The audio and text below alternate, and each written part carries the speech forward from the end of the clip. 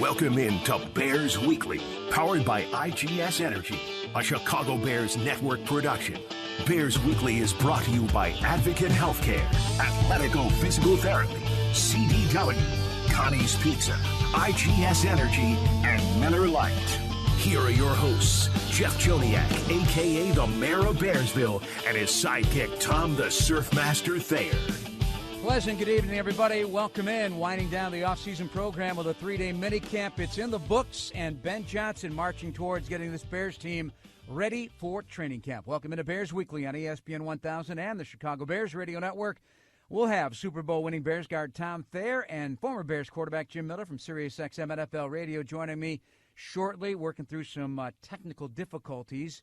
And we'll visit with and hear from many Bears players who took the podium over the course of the week and today, and then a one-on-one that Tommy and I had with safety Jaquan Brisker. Dan Briley and Jordan Tredup are our producers, and in the ESPN studio, putting out fires over there, Jack McGrath. Executive producer of the Bears Radio Network, Eric Ostrowski. So minicamp wrapped up today. Jim Miller now ready to join us. Jim, it was a 3-dayer. Vets now, they're free. If they want to come in next week, that's great, but it's going to be for younger players and special team emphasis next week on the grass. The vets are free to go, and I think they got a lot accomplished. We're going to hear some of that from Ben Johnson here momentarily, but he also gave him the right marching orders, like don't think training camp is the time that you're getting into shape. Be in shape.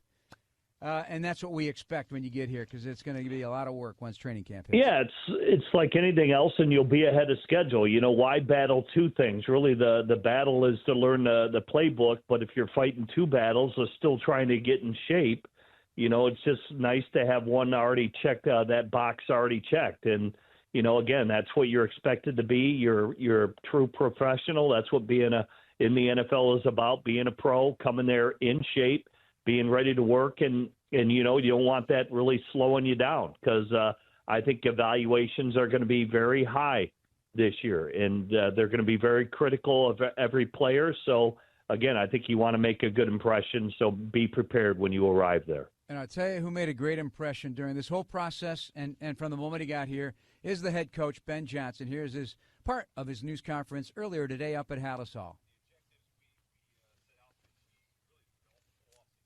Yeah, we'll have to get that to you later, too. It's a lot of gremlins here today, a lot of gremlins. Anyway, the big news is that, you know, it's new for him. He says that they did a lot of great things. The coaching staff he was impressed with. Jimmy, the general plan was what they wanted to accomplish, and they had specific items of action for each position group, areas of improvement. And he admitted some did, some guys didn't, and some guys need pads to hammer that out. And that's the line of scrimmage. Let's be honest. Yeah, I think it's really the etiquette of how the coach wants you to practice. You know, they're getting to know him and his staff much like he's getting to know them, but there are certain expectations. There is an etiquette in how you practice, the tempo, the pace, what's expected. We don't want guys on the ground getting hurt and all those type of things, and we want things to be executed properly. There probably is not going to be a lot of tolerance, and you can't have a lot of tolerance when you're really trying to introduce the players, all the material. A lot's going to be thrown at them, but the expectations of what's expected when you go out there on the field. I gave an example earlier today when I did SiriusXM. It was so funny. Mike Tomlin, we did Pittsburgh Steelers training camp, and they had just signed receiver Akeem Butler. And Mike Tomlin didn't have to address Akeem Butler. He runs an in cut, and the ball goes through his hands, right? He drops the ball, essentially. And Mike Tomlin just shouts out in front of the whole team because he's directing it at the whole team. Hey, guys, this is the National Football League. We expect players to make routine plays routinely. Like, that's the standard here. This is what we expect. Everybody got the message. He didn't have to call out Akeem Butler. Everybody knew who he was talking to, but he was talking to the entire team. Like, hey, this is the standard, and this is how we want it done. So enough of that, and now that everybody understands that, now let's make it that way moving forward. Right, and they're going to keep pushing. They're going to keep pushing, and they are excited about what's already been done. A lot of good teaching tape today, even this last day of the and a shorter practice up here at Halas Hall. All right, when we come back, we'll sort out all of our technical difficulties. We'll rejoin Tom Thayer. That's Jim Miller. I'm Jeff Joniak. This is Bears Weekly on ESPN 1000 of the Bears Radio Network. You're tuned into Bears Weekly with Jeff Joniak on the Bears Radio Network.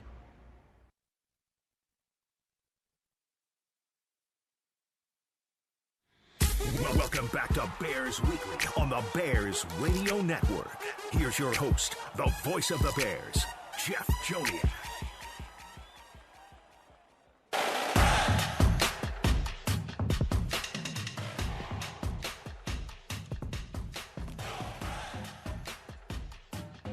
This segment of Bears Weekly is brought to you by IGS Energy with Tom Thayer and Jim Miller. I'm Jeff Joniak. I think we got all the gremlins taken out. Tommy, how you doing, buddy? I mean, I know. Don't you love the technical aspect of our business? I do, but, I'm just got a lot of angst, because I'm not very technical savvy. And if something goes awry, I'm not the best person to be on the spot to fix it. So I need your advice, your help, and Jack's help, and so we got it all taken care of. All right. Well, if you were hearing us or not, you were here today, so you saw some of what was going on. Some fun stuff, too, but everybody thought it was just for fun with offensive linemen running out and catching passes and Darnell Wright with a behind-the-back catch and wide receivers throwing passes and Caleb Williams catching passes. Ben Johnson, he was evaluating. It was the only time they're going to do it. Now he says we have a few toys to work with. Well, there's a reason for everything, and that's one thing. I'm glad you brought that up because, for me, watching the last couple days of practice, there's a certain sense of seriousness in the off-season program here because this is not a system that these guys have been in for 2, 3 to 5 years. So this is something that everybody on this team, coaches including, are learning a little bit about what they have as players and what the players have as coaches, what the system's all going to be about. So there's a little bit of something that everybody's got to work on every single day. So it's not a really relaxed atmosphere, even though they had some fun. It's still a really serious working atmosphere. And, and everything Ben has said since he got here, everything that he has said since then, every detail, I've appreciated everything he's had to say. He's not shying away from any questions. He's not.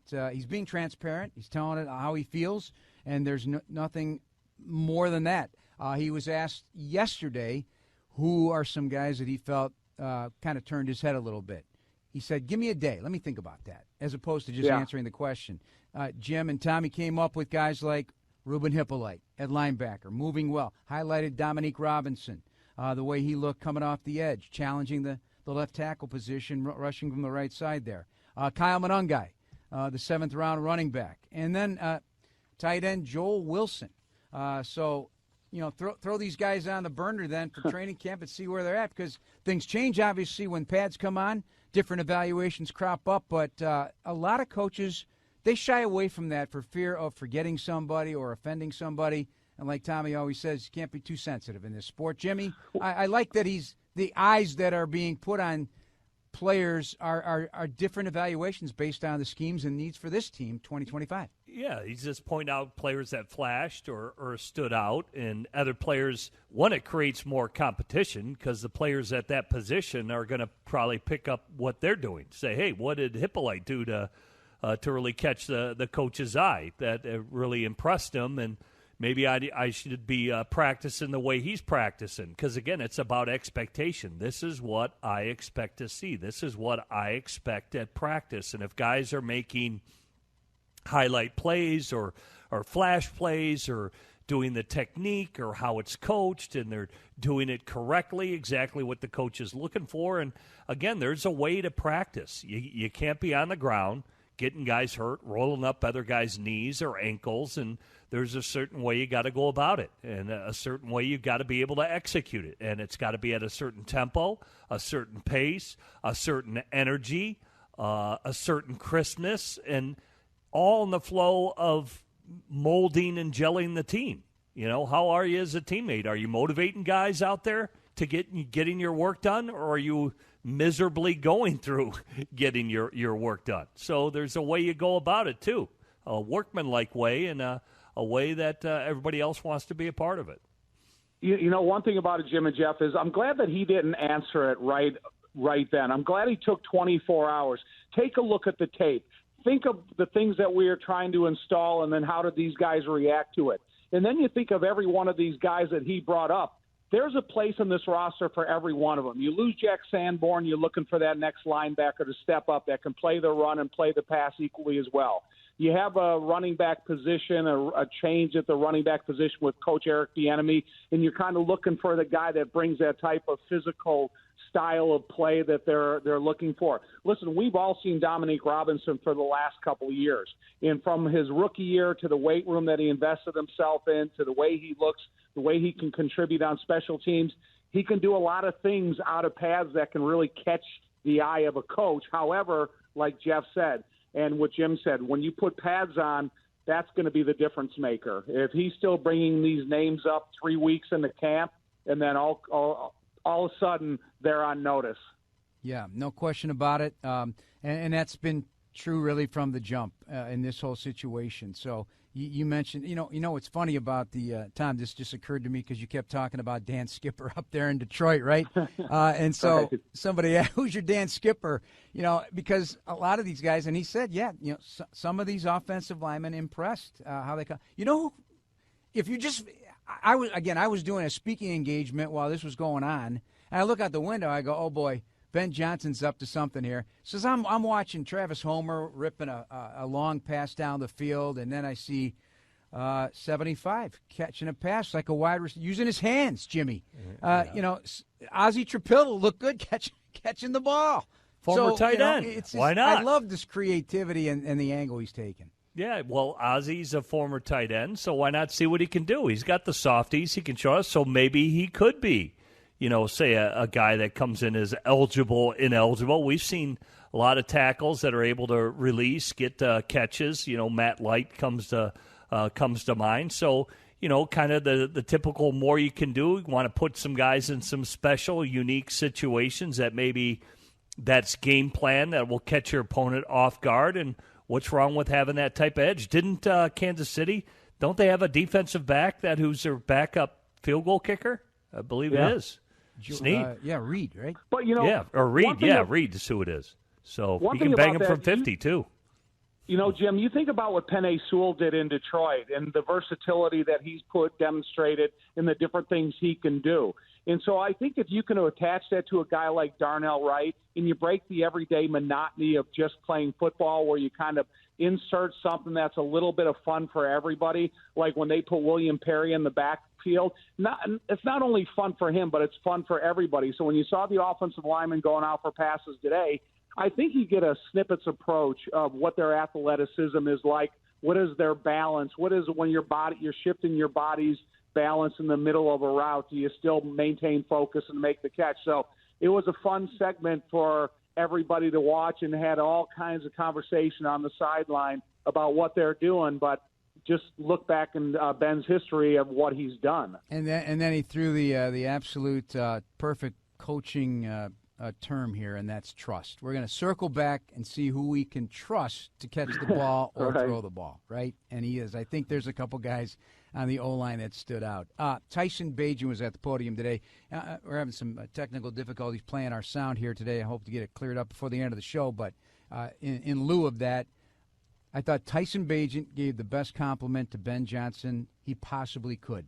It was regarding his football acumen. So he says, quote, I like how thorough he is. I think that he can go down the rabbit hole of every situation in football with every position in football, which I think is most impressive. So he basically was saying no matter either side of the ball, this is Tyson's analysis, is that he could coach the position or talk about the position like the position coach talks about the position.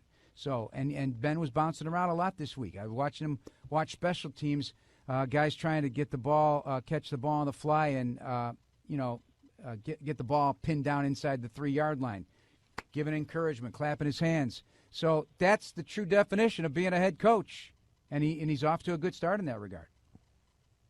Well, when you can coach – go ahead, Tom. Go ahead, Jim. Go ahead, Jim. You go. Yeah, I was just going to say, for me as a player, I'd rather hear it from the horse's mouth, meaning the head coach. Offensively, I've been around a lot of head coaches that really couldn't even call an offensive play. So you're very rarely hearing it from the head coach of how you want it executed, at least from my standpoint. I have been around coaches that can do that, and I would rather hear it from the horse's mouth. So if you're a player and you're getting coached up by the head coach, I trust that over the position coach or any other coach, because I know exactly from the horse's mouth of what's expected, how he wants it done, and how he wants it executed. And that would stick and burn in my brain. I would definitely remember those coaching points. Kind of like Mike Tomlin screaming at the whole team of how he wants it done. You remember that one. Yeah, you know, one thing about, too, is Ben's style of coaching. I think when you look at Dan Rochar and you look at Dennis Allen and you probably look at an Eric Bieniemy, these guys that have multiple years of experience with different positions in different levels of coaching, there's got to be some great coaching conversations going on during films and behind the scenes. Not only are they coaching the players, but they're coaching each other. And so I do think when you have these coaches that have multiple position experiences throughout decades of service, I think it can benefit Ben as much as Ben can benefit the rest of the coaches. So it's got to be some great football conversations going on in that room. Tommy, on the sidelines today, what did you see that perked your curiosity? Anything significant today or over the course of the entire week? You know, it's kind of watching the mental portion of football while they're trying to learn the physical, trying to perfect the physical part of it. So when you go out there and you watch the individual drills by the offensive linemen, they're going about it quickly. They're adding reps to the period of time that they have for individual or they have for their install. They're making sure that, Dan Rochar is getting every one of these guys multiple reps at different positions so they can do that cross-training to see what positions ultimately they're going to fit at best. And then you go back and you watch 7-on-7 because you got to use the terminology has got to be put in the right place. When you say in the huddle is different than when you break the huddle. You got to make sure everybody understands exactly what they heard and their responsibilities. One thing that I've enjoyed seeing is how efficiently the route combinations are between receivers, wide receivers and tight ends, and how difficult it is and how difficult of positions they put the defensive backs in. And I think once they get these things repetitiously done where you may be 2 or 3 weeks in the training camp after what you've already installed in OTAs, I think this is going to be a super dynamic passing game opportunity for Caleb to grow in because it's really got some difficult coverage responsibilities on the defensive backs, and if they hit their timing perfectly, we're going to see that run after catch that we've been talking about since the day Ben got here. Right, and still yet to see Colston Loveland and Luther Burden in that role because they've been unable to go during this part of the offseason. All right, when we come back, we'll be back with a look at the defensive side of the ball. This is Bears Weekly on ESPN 1000 and the Bears Radio Network. You're tuned into Bears Weekly with Jeff Joniak on the Bears Radio Network. Welcome back to Bears Weekly on the Bears Radio Network. Here's your host, the voice of the Bears, Jeff Joniak. This segment of Bears Weekly is brought to you by Athletico Physical Therapy. Visit athletico.com to request an in-clinic or a virtual appointment and start feeling better tomorrow. Jeff Joniak, Tom Thayer, Jim Miller from SiriusXM NFL Radio. We touched on the offense. Let's hear a little defense now. Gervon Dexter Sr. Talking with the media up at Halas Hall this week on just how Dennis Allen is taking care of business on that side of the ball. I mean, he throws in a lot of different fronts, a lot of different ways to, get after the quarterback and stuff like that. So I think the type of guy I am, I can play in a lot of those different fronts. So just being in it and the way, he'll move guys around, the way the offense, he'll switch it up on the offense. It'll be good for not only me, but everybody on the defensive line and on this defense. I mean, there's different ways of leading. Obviously, like for me, when I watch Montez, he's leading in that way. I'm following him. So there's different types of leaders. We have obviously now we got Grady Jarrett who can lead by example and vocally. So I think a defensive line definitely needs a guy. That can step up and let you know. What did you know about Grady before he came here? A lot. Yeah, I know a lot about Grady. Grady is one of those guys, as well as Montez. It's crazy that I'm playing with both of them now. Both of those guys. That's growing up, in like middle school, high school. I watched a lot of like D linemen, and I would like turn on turn on some of those type of guys' tape before high school games and stuff like that, just to see. So I know a lot about Grady. What is his, for his MO as a pass rusher? He's got a lot of sacks from a position that doesn't always get that sort of, credit for it. Right. What stands out to you about his pass rush repertoire? It's a lot. There's a lot. Grady, his effort is the number one thing, the way he finishes, the way he flies around and get to the quarterback. But he has a lot of moves in his toolbox that, like you say, some D tackles kind of like just go straight to power, or they do this. Grady, he does both. So he has a variety of different things that he can do. Have you put on weight at all? What's your off season look like? I put on some lean mass. I got a little leaner. Put on a couple pounds. Yeah, I did. Are you lifting heavier? Or? I'm lifting heavier. Yeah. You can tell. Yeah. Appreciate it. Shout out Coach Pierre. Grady and Justin Jones have now talked about how high your ceiling is. What does that look like for you, putting that all together and having that kind of? It's time to put it together. That's. He throws in a lot of different front. Yeah, so that's Jaquan Dexter. Yeah, it is time to put it together for Jaquan. He a little ode to Coach Pierre in the weight room. Tom certainly knows who he is, the new addition. But we're hearing about a lot of guys putting on lean muscle mass and losing some fat mass. But he does look bigger, because he made a big jump last year, his body. And now all that's got to come together for Jaquan Dexter. Yeah, but some of these young guys, they're 3 years into the dieting program. They're 3 years into the weight program. They're 3 years in the NFL.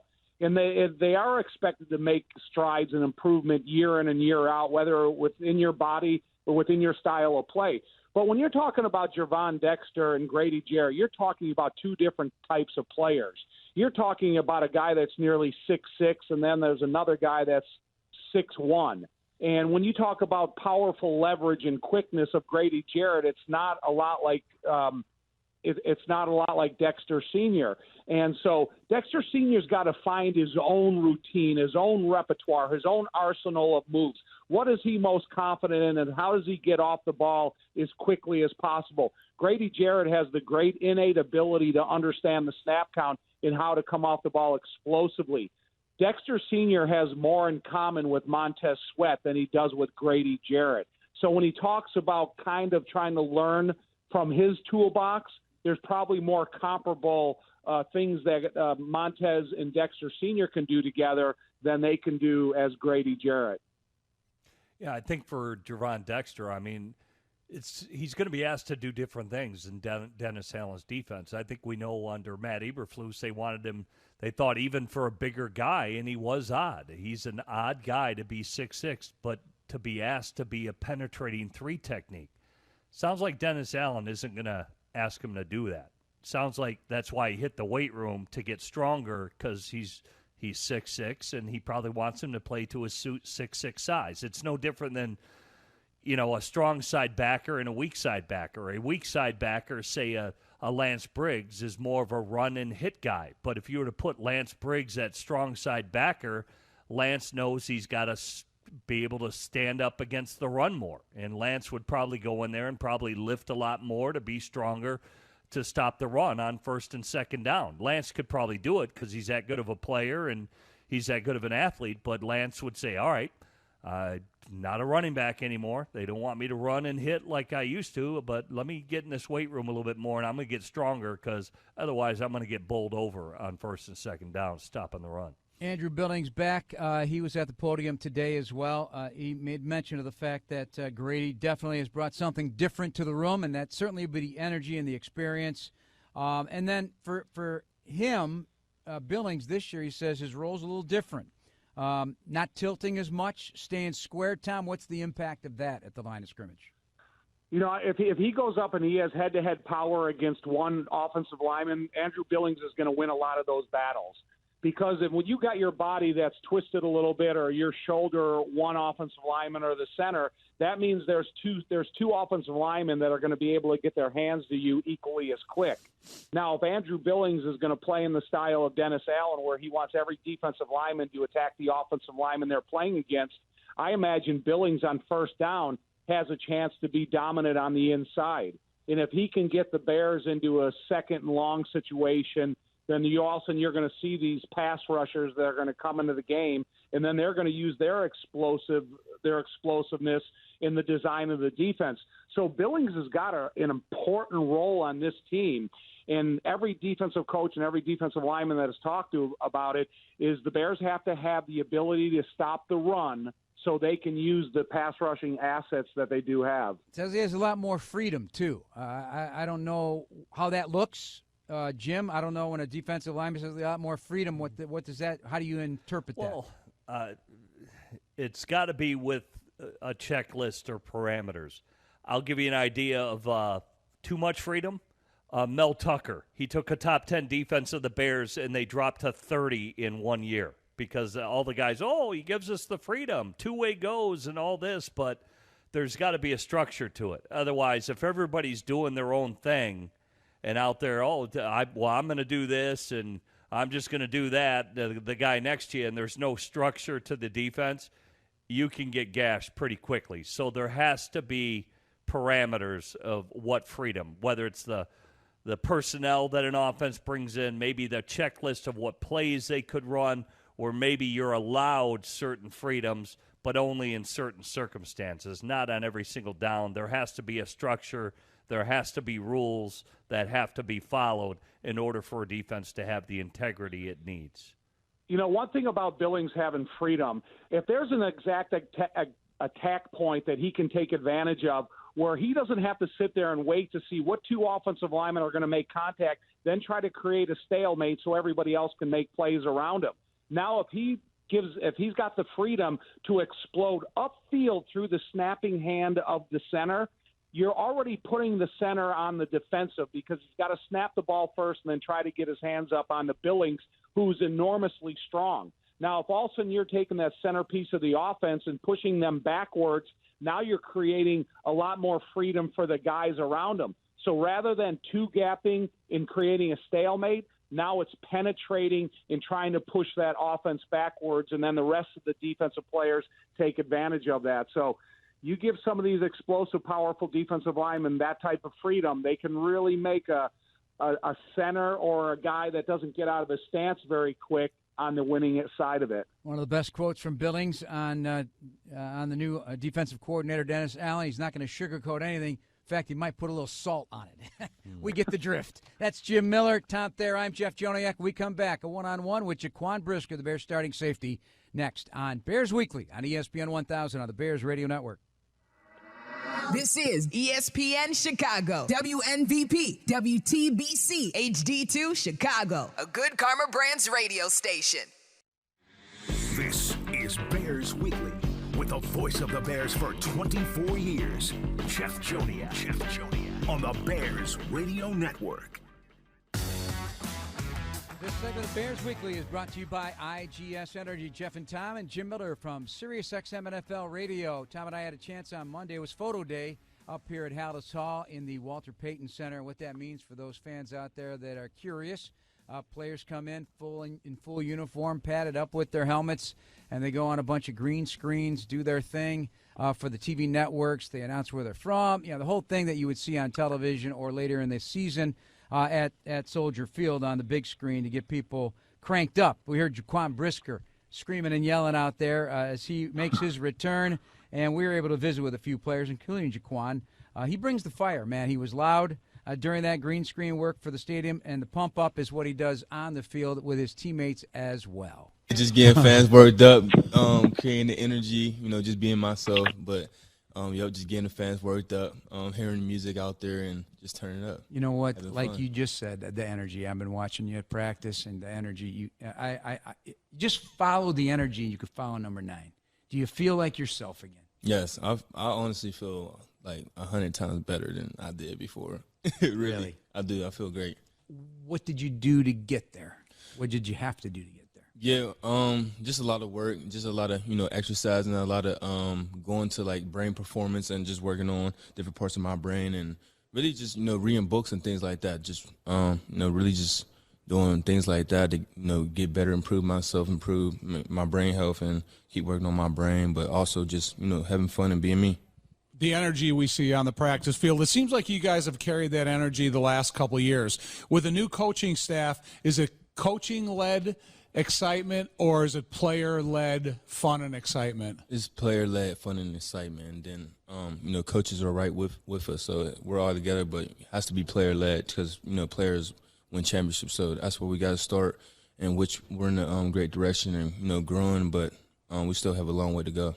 Yeah. How has the installation of the new system been for you? Are they taking advantage of the talents of Jaquan Brisker, or is it a system that you're going to have to grow into and show them your talents? Yeah, I think they're taking advantage of the talents of Jaquan Brisker. It's a lot of different installs, but there's a lot of moving parts, which is good, especially for like a lot of us, especially me and other players too. Just being moved around and being a switch army knife and things like that. It plays perfect. It's just like we say. He always refers to it because I said you're deployable. You're a weapon. And like you said, Swiss Army knife. Yep. And so he could have fun with you. He could have fun with Gordon. Yep. He can fun with all you guys back there. Did you feel that he's tapped into that about you? Yes. He let you know, hey, I want to deploy you as a weapon. Yes. He definitely, let me know. We talked very early on, when he first came to the facility and things like that, and now even looking at it and practicing and things like that, it feels so great to move different positions and play in different spots. But also there's so many to the install. There's so many plays that our scheme is just going to be difficult for the offense, but it's going to be great for us just so we could do so many things, and you don't know who's going to be where or who going to be what. So it's going to be perfect for us. The big thing is that since we've come to know you, you're always around the ball. I mean, you're a magnet. I'm sure you'd like to have a lot more interceptions and whatnot, sure. but the ball finds you, which means that you're in a position because of your knowledge and your preparation. It's not by accident, right? I mean, sometimes interceptions can bounce your way, but to go and take the ball away, how you do it, you just have an instinct, a feel for it. Am I correct? And is it growing because of your experiences now deeper? Yes, I definitely say it is growing. It's grown a lot, especially now that I'll be more on the back end. Well, I have, but I feel like I've been playing more close to the line of scrimmage, but I'll be playing like both ways. Both sides, getting best of both worlds. So I'll be in the back end. I'll be up close, and it'll show like a lot of my ball skills and my playmaking ability and things like that within this scheme. You've been a part of developing a defensive game plan for Ben Johnson a couple times throughout your career. Yep. When you're now doing it on the same team but the opposite side of the ball, do you see anything that you remember from the past, or are you just trying to become familiar with your defensive stuff and you don't have time to think or worry about that? No, I have. I've seen a lot of his plays. To be honest, the defense is defense. Football is football at the end of the day. Cover 3, cover 2. It's just different, scheme, different wording. So I'll say that football part is easy, but just looking at the formations, looking at how he uses his tight ends and things like that is literally the same what we dealt with. I remember 2 minute, it was like 2x2 against Detroit at Detroit, and to start 2 minute, they ran like a sail route, and he did the exact same thing in practice. Or he did my rookie year. He did like a little block and release, or they always have it in their system. And during the goal line last week, he tried to get me with bad eyes, but I was on it. So, but just certain things like that I have seen, and obviously he changed a lot of things up, but still some similarities from when I played. So the personnel that the Bears have on offense, and you think about what you faced against his offenses, are the right pieces in place here to run that offense that is as attackable as what we've seen? Yes, I feel like we have a lot of great pieces on offense, especially starting with Caleb, starting with the quarterback first. I feel like with him and the line and the weapons that he has and things like that, once everybody gets out there and gets comfortable, I think it's going to be dangerous. Once they just keep growing and keep building up the chemistry, it already looks good during OTAs, but once it comes fall, I think it's going to look even more better, to be honest. Training camp's going to be interesting, and Tom alluded to Durham Smythe, the tight end, or even Grady Jarrett. That the first training camp with a new coach is going to be explosive. It's going to be intense. Do you get that feeling? Yeah. The first OTAs, the first practice, or just really just overall the first OTAs when we walked in here, it always feels intense. Feel like everybody's on everything, which that's how you're supposed to. Right. That's how you really want it.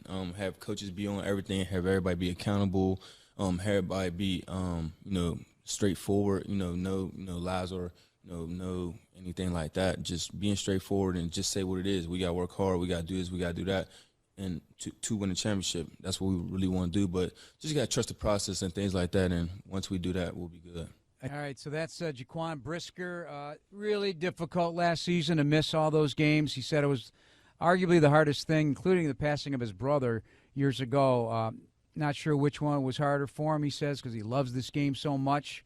And he's right. He went to the University of Pittsburgh to get some help, and out in California as well. And I just did this quickly because, he's only had 3 career interceptions, but he's had many more opportunities to intercept the football. But in his 35 NFL games, what I would call big plays or plays that turn a team over or break up a pass, which he's done plenty, or force a fumble, he's had 28 in his first 35 NFL games. So almost won a game, which is significant at the safety position, whether it be a pass breakup, a sack, a forced fumble, a fumble recovery, a pick, you name it. And I think, this is very important to him. He's anytime you go on the team plane, he's the first guy on the iPad. He's already, before you even walk by him, he's got that iPad out, and he's looking at what happened in the game. Yeah, and he obviously should. Linebacker. Yeah, there are certain things. Guys, what Dennis Allen is looking for, some aren't even that hard. Look at the Bears, some of their numbers defensively last year. They finished total defense. They were 27th. They were 28th in stopping the run, right? We know that's got to get better. But, big plays, they were 29th in giving up big plays, and they were 30th in yards per play. So big plays are considered explosive plays. Anything 20 yards, anything 40 yards that you give up. Just look at the Washington game. Washington game, that was an explosive play for a touchdown that cost the Bears. Yeah. The only thing that needs to be coached on that play is a guy paying attention.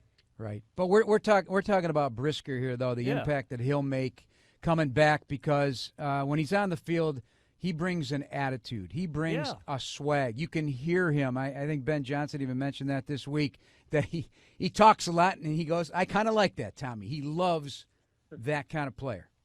Yeah, he brought up the fact that he's a defensive back that plays like a linebacker. And I think when you have a guy, as you call him, deployable, that can be as physical in the back end of the defense and even move up near the line of scrimmage, and then you had a guy like Kyler Gordon that you can add to the mix.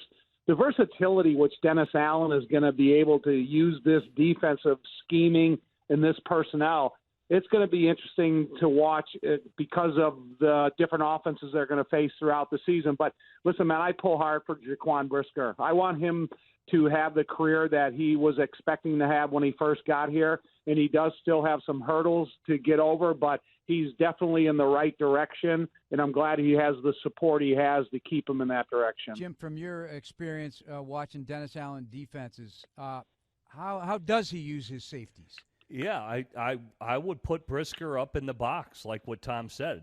Like I said, the Bears were, 27th at stopping the run?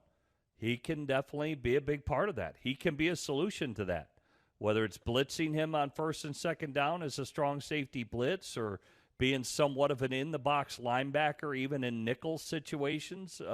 He's a playmaker. I do agree with that, but health has been a big part of it. And when you're asking him to do physical things like that he's good at, how susceptible to injury is he if you ask him to do more things like that? Yeah, he definitely said at the podium this week, it's not top of mind. He's going to go out and be the Brisker that he is, and that what he feels completely comfortable with where he's at. All right, we're going to take another break. When we come back, we'll hear from Rome Odunze and some Tyson Bagent, and maybe a little Cole Kmet. We'll jam it all in, because they all had something good to say at the podium here this week as minicamp veteran minicamp wrapped up, mandatory minicamp pretty much for the veterans. That's Tom Thayer, Jim Miller. I'm Jeff Joniak here on Bears Weekly on ESPN 1000 and the Bears Radio Network. You're listening to Bears Weekly on the Bears Radio Network.